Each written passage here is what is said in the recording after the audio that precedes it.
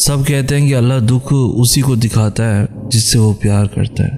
اگر ایسا ہے تو مجھے یہ دکھ منظور ہے، جیسا اللہ چاہتا ہے ویسا ہوگا، جیسا تو چاہتا ہے نا اللہ اسی میں راضی ہوں میں، جیسا تو نے میرے لیے سوچا ہے اسی میں خوش رہوں گا یا اللہ۔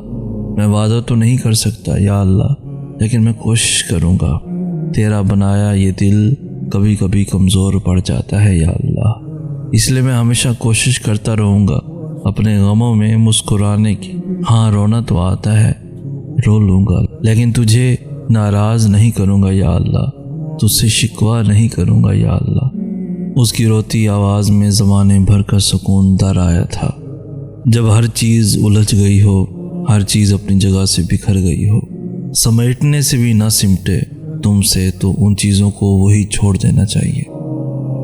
معجزے تب ہوتے ہیں جب ہمارے الفاظ ناکام ہو جاتے ہیں اور الفاظوں کی جگہ آنسو ہمارا حال دل بیان کرنے لگتے ہیں، جب ہمارے صبر کی آخری حد ہوتی ہے اور تمام دروازے بند نظر آ رہے ہوتے ہیں، مگر دل پھر بھی کہہ رہا ہوتا ہے بس تھوڑا صبر اور۔ یہ راستے تیرا رب خود بنائے گا ایک دن، یہ دروازے جو تجھے بند نظر آ رہے ہیں، ایک دن تیرا رب ایک نہیں 100 دروازے کھول دے گا۔ اللہ ہر وقت آن لائن ہے، ابھی بات کر لو۔ وہ یہ نہیں کہے گا کہ میں اس وقت مصروف ہوں، تم سے بات نہیں کر سکتا۔ وہ یہ بھی نہیں کہے گا کہ پہلے میرے سیکرٹری سے اپوائنٹمنٹ لے لو۔ وہ تو ہر وقت تمہاری کال کا منتظر ہے، تمہیں ویلکم کرے گا، خوش ہوگا، تمہارے گناہ بخش دے گا، تم پر رحمت کرے گا، تمہاری دعاؤں کے مقابلے میں کئی گنا زیادہ دے گا، دنیا میں بھی اور آخرت میں بھی۔ تو پھر دیر کس بات کی ہے، بات کرنا شروع کر دو، کیونکہ it is never too late. ملاؤ رابطہ، لائن ڈیڈ ہو جانے سے پہلے، بس یہی ڈیڈ لائن ہے۔ معجزے ہوتے ہیں، خاموشی کے خواب سچ ہو جاتے ہیں اور ٹوٹے ہوئے دل بالکل نئے ہو جاتے ہیں، اور یہ صرف نماز، دعا اور اللہ کی محبت کر سکتی ہے۔ زندگی کے بہت سارے اسباق میں سے ایک سبق یہ بھی سیکھا ہے میں نے کہ جب ہم اللہ پر چھوڑ دیتے ہیں معاملہ، تو وہ رب ایسی جگہوں سے نوازتا ہے کہ انسان حیرت زدہ ہو کر سوچتا ہے کہ یا اللہ میرے صبر کا اتنا اچھا پھل۔ ہم لوگ یہ سوچنے لگ جاتے ہیں کہ جس نے برا کیا اس کے ساتھ کچھ ہوا ہی نہیں۔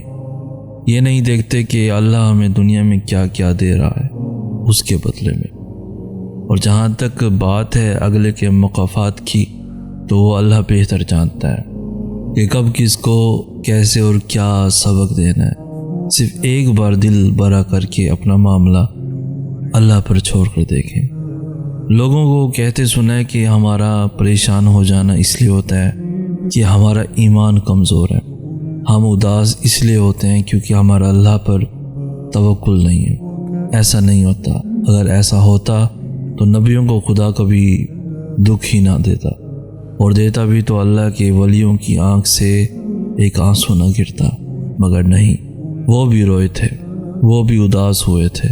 کوئی بیٹے کی جدائی میں رویا تھا اور کوئی کربلا کے شہیدوں کو رویا تھا۔ اس کا مطلب یہ نہیں کہ اداس ہو جانا ایمان کی کمزوری ہے، اور یہ امتحان اللہ تعالیٰ ہماری اداسی کا نہیں لیتا بلکہ ہمارے توکل کا لیتا ہے۔ آج ہم کسی چیز کو لے کے اداس ہیں تو کل کو کسی چیز پہ خوش بھی ہوں گے۔ ہم انسانوں کا مزاج تبدیل ہوتا رہتا ہے، لیکن توکل، ایمان اور بھروسہ تبدیل نہیں ہوتا اگر مضبوط ہو تو۔ اور یہی تو امتحان ہے کہ دکھ میں بھی اللہ پر بھروسہ بنائے رکھنا، پھر چاہے ہم کتنے ہی اداس کیوں نہ ہو جائیں، توکل ہمیشہ رہنا چاہیے۔ تمہاری دعائیں تو اللہ پہلے ہی قبولیت کا حصہ بنا دیتا ہے، پھر تمہیں آزمائش میں ڈالتا ہے، اس لیے کہ تم اللہ پر یقین رکھو کہ وہ کوئی چیز لیتا ہے تو اس کے بدلے بہترین دیتا ہے، اور وہ چیز جو تم سے لے لی گئی اللہ وہ بھی تو بہتر بنا کر دے سکتا ہے۔ اللہ کی دسترس میں تو کچھ ایسا نہیں جو ممکن نہ ہو۔ وہ تہجد تک لے کر ہی اس وجہ سے آتا ہے کہ اپنی من پسند عبادت سے تمہاری چاہت تمہیں دے سکے۔ جب تم یقین کامل رکھتے ہو پھر وہ دینے کی اسباب پیدا فرما دیتا ہے۔ سب کہتے ہیں کہ اللہ دکھ اسی کو دکھاتا ہے جس سے وہ پیار کرتا ہے۔ اگر ایسا ہے تو مجھے یہ دکھ منظور ہے، جیسا اللہ چاہتا ہے ویسا ہوگا۔ جیسا تو چاہتا ہے نا اللہ، اسی میں راضی ہوں میں۔ جیسا تو نے میرے لیے سوچا ہے اسی میں خوش رہوں گا یا اللہ۔ میں وعدہ تو نہیں کر سکتا یا اللہ، لیکن میں کوشش کروں گا۔ تیرا بنایا یہ دل کبھی کبھی کمزور پڑ جاتا ہے یا اللہ، اس لیے میں ہمیشہ کوشش کرتا رہوں گا اپنے غموں میں مسکرانے کی۔ ہاں رونا تو آتا ہے، رو لوں گا، لیکن تجھے ناراض نہیں کروں گا یا اللہ، تجھ سے شکوہ نہیں کروں گا یا اللہ۔ اس کی روتی آواز میں زمانے بھر کا سکون در آیا تھا۔ جب ہر چیز الجھ گئی ہو، ہر چیز اپنی جگہ سے بکھر گئی ہو، سمیٹنے سے بھی نہ سمٹے تم سے، تو ان چیزوں کو وہی چھوڑ دینا چاہیے۔ اور جب تم اپنی دعاؤں میں شدت اختیار کرو گے تو ہر چیز سمٹنے لگے گی۔ وہ چیز بکھرنے کے لیے آئی ہی اسی وجہ سے تھی کہ تم اس الجھن میں رب سے دعا کا رشتہ بناؤ۔ ایسا نہیں کہ کچھ بھی حالات بگڑنے پر ہم وقت کے گزرنے کا بیٹھ کر انتظار کریں۔ جب ہم کچھ نہیں کر سکتے تب ہم دعا ہی تو کرتے ہیں، صبر ہی تو کرتے ہیں۔ صبح کے 4 بج رہے تھے، وہ تہجد پڑھ چکا تھا اور اب وہ اپنے رب سے دعا کر رہا تھا، یا اللہ میں تنہا ہوں، میری مدد کر میرے رب۔ مجھے ایسا لگ رہا ہے کہ میں کسی گہرے کالے سمندر میں پھنس چکا ہوں، میرے ارد گرد صرف اندھیرا ہے، مجھے صرف اس سمندر کی تیز لہریں سنائی دے رہی ہیں۔ یا اللہ میں ڈر رہا ہوں، مجھے خوف ہے یہ لہریں مجھے ڈبو دیں گی، مگر میرا یہ ڈر میرے تجھ پر یقین سے برا نہیں ہے۔ میں تجھ سے نا امید نہیں ہوں، میں جانتا ہوں تو مجھے اس سمندر سے نکالے گا یا رب۔ میرا بس تو ہی سہارا ہے میرے مالک، میری مدد کر۔ وہ روتا ہوا سجدے میں گر گیا اور اس کی سسکیاں بتا رہی تھیں کہ اس کی دعا عرش تک پہنچ گئی ہے۔